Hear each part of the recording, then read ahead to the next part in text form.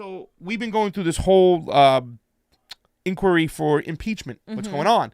And I said this before, the chickens is coming home to roost. We paid attention to this when it came to Ukraine.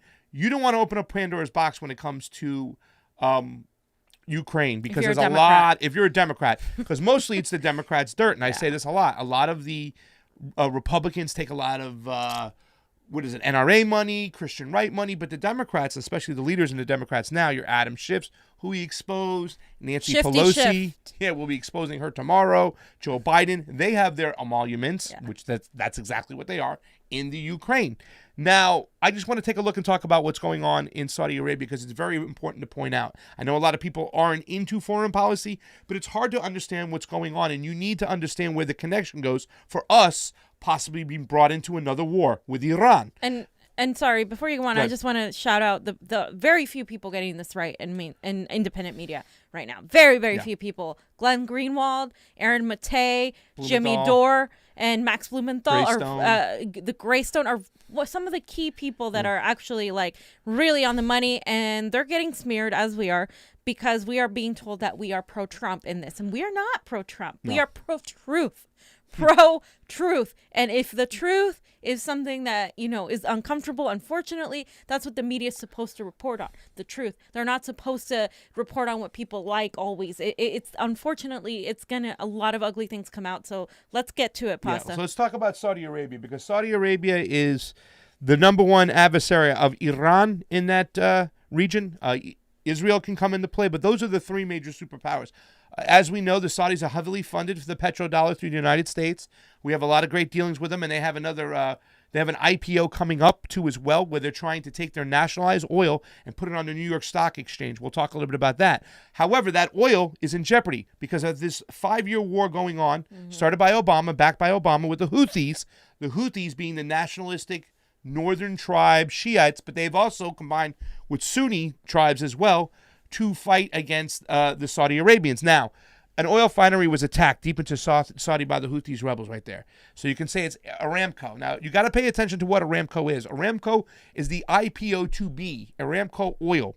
That is who MBS, Mohammed bin Salman, I believe, is it Mohammed bin Salman, or I forget his last name. He is the crown prince of Saudi Arabia. And he is trying to take this nationalized oil, make an IPO, get on the New York Stock Exchange, and really take Saudi Arabia to the next level as far as a superpower in that region. However, the Houthis have really, really got under their nose. And here's another thing that's happened. Now the Houthis are starting to move into Saudi Arabia territory.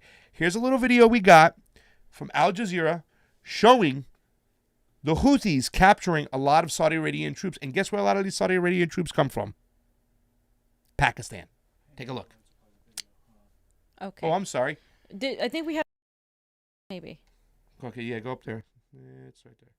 No, there's another one probably, I think, maybe it's on the MCSC network.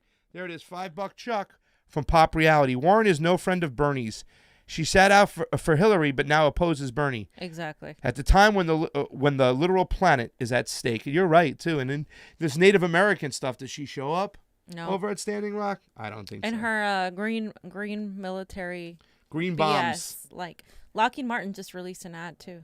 All right, so take a look at this video. These are the Houthis capturing Saudi troops in Saudi territory. Very, very important. News as we go to air this hour. Yemen's Houthi rebels say thousands of Saudi troops have surrendered after a cross-border military campaign. They say they targeted the southern Saudi region of Najran and captured several army officers and weapons. Of course, the Saudi-UAE coalition in Yemen has been fighting the Houthis for more than 4 years now. Thousands of the enemy forces have been captured as prisoners. Others were killed. From among the prisoners is a large number of high-ranking officers and soldiers from the Saudi citizenship. More than 72 hours from the launch of the operation, our forces laid a total siege to the enemy forces, around totally 3 brigades, along with 1 regiment of the Saudi forces. They were destroyed and imprisoned and captured. On the line now, Mohammed Al-Atab, who's joining us on the line from Sana'a. Mohammed, this is a very big claim the Houthis are making. Is there any more information? Yes, this kind of wide-scale operations that have been revealed by the Houthis military spokesperson, he considered it one of the biggest operations, ground operation, and deep into Saudi territories. He says that they have already captured hundreds of kilometers, square kilometers in the region of Najran, and they have also arrested. Okay, so that was pretty much it. You can see what's going on. Now the Houthis, after many years, are pushing into Saudi Arabia territory and capturing their troops. Over 1,000, they said. They had a big spectacle. They played it. They showed them turning in their guns. But what does this mean now for American involvement? Because like we said, this is the hot spot right now. We have offered to defend and help Saudi Arabia defend their nation, their oil, whatnot. We're very much involved, the petrodollar.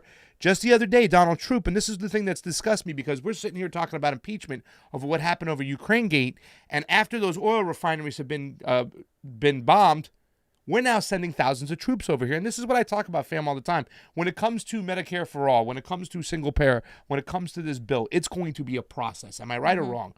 I mean, it's not just like the president's going to come and here's the bill, whatnot. He's going to have to whip votes. They're going to have to go into committee. He's going to have to change it.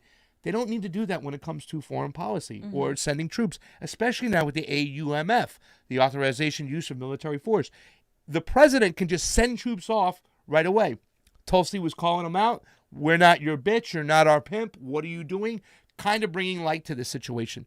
Right now, it's up in the air what's going to happen with American involvement, but we're already sending troops. But the problem is that Saudi Arabia now knows they're very vulnerable. They took a shot to the nose, fam, and they haven't been able to recover since. Really. The Houthis now have caught up to them. They're pressing into their territory. They're drone bombing their oil refineries, which is their bloodline. If they don't have these IPOs going, if there's a threat to what's going on, they're not going to get funding to keep increasing their infrastructure when it comes to oil, and they have to get to the next level. So the long-term security for Saudi Arabia is, I think Saudi Arabia now has to understand that they are very vulnerable, and they, while this impeachment process is going on, hopefully they'll make a pivot in the region and maybe form an ally with Iran, knowing that Iran can go in there right now and just take care of them like that. They got America on their side, but they are very, very vulnerable. We've talked about it before. Their whole landscape, it's all dunes. They can send these drones in.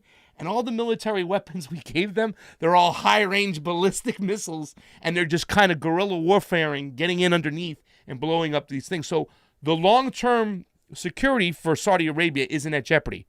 Now, the whole thing is, what will the oligarchs and the deep state do? Will they try to put us into the war? Will they try to push us? The answer is yes. I think me and Nico, we talked about it, that sending over the troops also gives them, it's almost like he's using them as a pawn. Right. Can you imagine one troop gets killed, a couple of troops get killed? Yeah. That's an excuse to go to war with Iran. Right. Because the American people will get it. Who the hell do the Houthis think they are, that they are bombing and they're killing? You know what I'm saying? That's an excuse to help up. But it's okay for Saudi Arabia to literally be a tyrant. Oh yeah. And you know, monarch. and hurt people in Yemen and hurt people in Iran and cause all of this that's happening to them as a result of their actions and our actions combined. And again, that is us meddling into other countries, fomenting this sort of crises and regime change now, because now this is all that's going to happen. And on top of that, we have the audacity to continue focusing on impeachment, as Pasta says, when we really don't care about helping other countries. And again, and we're going to talk about this more tomorrow, but what's happening too in Syria with Turkey and the Kurds saying that, oh, we have to help the Kurds. And so we have to go and push this whole narrative that now every Democrat pretty much is pushing, that we need to save the Kurds from what's going on. We don't care about people. The only reason we would go into Syria is to, again, foment this whole regime change narrative because we don't like Assad, because he threatens what we represent. And so it's this whole thing over and over again. And Donald Trump was supposed to be the guy to keep us out, and he has not done that. Well, it's such a, you know, it's once again, it's like it's Elizabeth Warren flip-flop and Donald Trump, you know, because here's the thing, like, he's not pulling troops out of the Golan Heights. The troops are going to stay there in the Golan Heights. Why? He has businesses there. And we talked about this before. We talk about this all the time. If you want Donald Trump, go after him on emoluments. Guess what? He has 8 businesses in Saudi Arabia he registered during the campaign. So I always say that the emoluments for the Democrats are in places like the Ukraine, Honduras. You can go there. Clinton Global Initiative, they're all in there. Joe Biden, Adam Schiff. Tomorrow we're going to talk about Nancy Pelosi. Heavily involved emolument-wise inside the Ukraine. But in Saudi Arabia now, Donald Trump has a ton of businesses with the hotel industry and whatnot. They can get him on emoluments, especially since he's sending troops there now to Saudi Arabia. Now they got him dead to right, but they won't do that. Why won't the Democrats go after him for emoluments, particularly inside Saudi Arabia? You tell me, ladies and gentlemen. You let me know why, because they have him dead to right. But the Democrats, like I said, won't push him when it comes to Saudi Arabia. Yeah, I mean, 100% on that, fam.